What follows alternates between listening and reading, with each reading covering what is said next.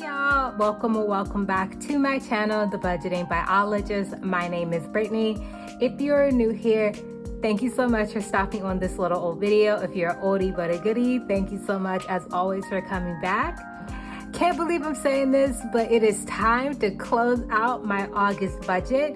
So if you're interested in that type of content, please consider giving this video a like, commenting, and of course subscribing to the channel. Your girl would appreciate it. Now let's go ahead and hop in this video. So hi, how are you? I hope you are doing well and staying safe no matter whenever or wherever you may be watching this video. If you're new to the channel, hi, my name is Brittany. I am a 34-year-old zero-based budgeter outside of the Washington, D.C. area. And on my channel, I'm sharing my journey to stay debt-free and towards financial independence. So, like I said in the intro, it is time to close out the August budget. August was a very weird month for me because I ended my position as a contractor. I'm now a full-time employee. I'm doing the same work, but there are different things you have to consider as a contractor versus a full-time employee in the federal government. So basically it boils down to contractors eat better, but federal employees sleep better. So basically that means contractors get more benefits, but federal employees get more security. And that is something that I have been learning a lot about over the last 2 weeks. So anyways, so it's been a really strange month. It's also been a very expensive month. So I'm very grateful I did have extra income in August to help with that. So let's go ahead and hop into closing out this budget. So I'm gonna start off as always with my income. So I have budgeted on getting 3 different paychecks in the month of August, which I did get. And in total, I had budgeted that I was gonna get paid $7,050.53. What I actually got paid was $6,559.85. Which is what I actually got paid. So a little bit less than what I had originally budgeted, but still a lot more than what I normally get paid every month. And y'all gonna see some major updates when I post my September budget with me, because my income is all over the place as I figure out pensions and retirements, and I'm getting married this year, and so my income is all over the place, and I'm gonna talk all about that in my September budget with me. So moving on to savings and investing, I don't know where these weird blue lines come from. So if you have an iPad, you know where these blue lines come from, let me know, because I can never figure out how to get rid of them. But anyways, originally when the month of August started, since I was getting paid a lot more than I normally do, I was budgeted to put a lot more into savings than I normally do. So I had budgeted I was gonna put in $3,558.65. Well, that is not what happened. So let me tell y'all, what happened in the month of August. I only put $1,000 towards my personal. I put $583 towards my Roth IRA. I only put $500 towards investing, and I did still put the full $100 towards our house savings account and my car insurance. So essentially what happened is I'm getting married at the end of the year. Me and my fiance have a pact that we are paying for everything in cash for this wedding. We're not sure if we're gonna get family help yet. I think my dad said he's gonna try to help us a little bit. We're not expecting it, we're not asking for it, it's just if our family wants to help us. But anyways, we're paying for our wedding straight up in cash, no debt, nothing. So I did go ahead and get my wedding dress in the month of August, and y'all, I absolutely love it.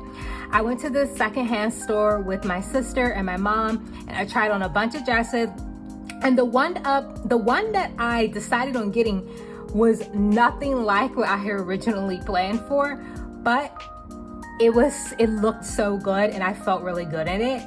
And the problem was that it was 3 times what I originally budgeted. I had originally budgeted to spend $500 on a wedding dress because it was secondhand, and I didn't think I would have to spend that much. But because of the designer that I got and the quality of the dress, I spent around $1,500. I mean, yes, that's a lot of money, but for the quality of the dress, and when I went and looked up like the original MSRP purchase price, the dress that I got is like a $5,000 or $6,000 dress, and I got it for $1,500. And I absolutely love it, so it was 100% worth it.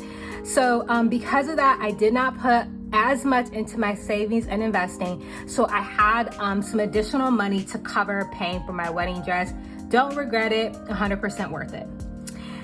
Anyway, so if I add up what I actually put towards savings and investing, I put $2,286 towards savings and investing, which is what I normally do every month. So this is around like a normal typical month, but unfortunately a lot less than what I had originally budgeted. So now with fixed expenses, of course, these are expenses that don't really change month to month. And most of these were, you know, the same as they always are, except for one. So mortgage, budgeted $1,660.88. That's what I put towards my mortgage, my portion of the mortgage. Anything that I have highlighted here in yellow is a cost that I do share with my partner. Water, I put $50 towards that. Our electric bill, or what my portion I paid toward the electric bill, was $61.75. So I have $38.25 left over from that. This money just sits in the joint account that my fiance and I share. We don't touch it. We just leave it there. Internet, I have budgeted $43, but it was $50.60. So we're not sure what's going on with our internet bill. Like, when we downgraded our internet bill to a slightly lower speed, Verizon gave us one price, but it keeps being a higher price. So my fiance is trying to figure it out, and it should be fixed by our September bill cycle, but we'll see. But anyways, I did spend $7.60 more than what I expected on my portion of the internet bill. Netflix, I budgeted $17, I spent $16.42. Cell phone was $38, spent $37.70, that's always the same. Apple, I budgeted $13 and I spent $12.64. So when I add up all of my fixed expenses, I spent in total $1,889.89, which means I still came in under budget at $31.90. So I'll take it, especially during a more expensive month. So the last category of my expenses are my discretionary expenses. So yeah, let's go ahead and go through it. So groceries, again, this is another shared expense that I have with my fiance. I have budgeted my portion of $240. I spent $266.22. So I am coming in over budget by $26.22. I did pick up just a few additional things for me that I wanted. So our actual joint grocery bill was normal. Like, we didn't go over budget with that. I went over budget because I got some like grocery items that I specifically wanted. So that's what took me over budget. Gas, I have budgeted $120. I only spent $93, which means I am under budget by $27. Beauty, I have budgeted $50. I spent $24.35.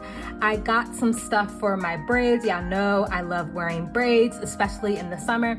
And I came in under budget by $25.65. Shopping, I have budgeted $200 and I spent $258.44. So I did come in over budget by $58.44. This basically is things that I needed for the wedding.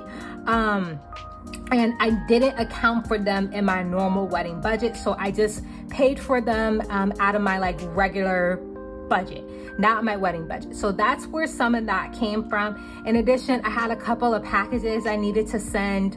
And some other miscellaneous purchases that made me go over budget this month.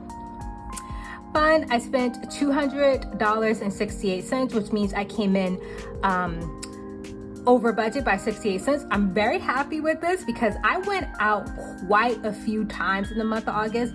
I went to happy hour a couple times. I had dinner with a friend. Like, your girl was out and about in the month of August. So yeah, so the fact that I was able to pretty much stay on budget, I'm really happy with. Giving, I budgeted $50, spent $50.13, so only 13 cents over budget there, not a big deal. Eating out, I budgeted $150. I spent $135 $38, which means we are under budget by $14.62, so not too bad. And this is also a lot more than what I typically do for eating out, so this will definitely be going down in September. Car, I have budgeted $250. I did need to get an oil change, and I also needed to get my brake fluid replaced. And then I also got an air filter. So I did like a ton of car maintenance this month. I spent $210.72, so I came in under budget by $39.28. Now, house is another category that I went way over in, but this is not for decor, y'all. Usually this is for like interior decor, but instead, me and my fiance, we bought this house over a year ago, and while the inside is how I want it to be decorated, the outside, specifically like our little front flower bed, looked terrible. And I finally got tired of looking at it, so I decided I'm gonna, go to Lowe's, get some flowers, get some landscaping stuff to finally make the front of the house look nice. So that is where this came from. So yes, I did go over budget, but I'm glad it's finally over. It looks really good, y'all. My little flower bed, my little garden out front of my house, I love it. 100% worth the money. So I spent $156.30, which means I did go over budget by $106.30. Health, I had budgeted $150, only spent $110. I had like 3 or 4 different doctor appointments in the month of August. So a lot of that was co-pays and then a couple of prescriptions, which means I still am under budget by $40.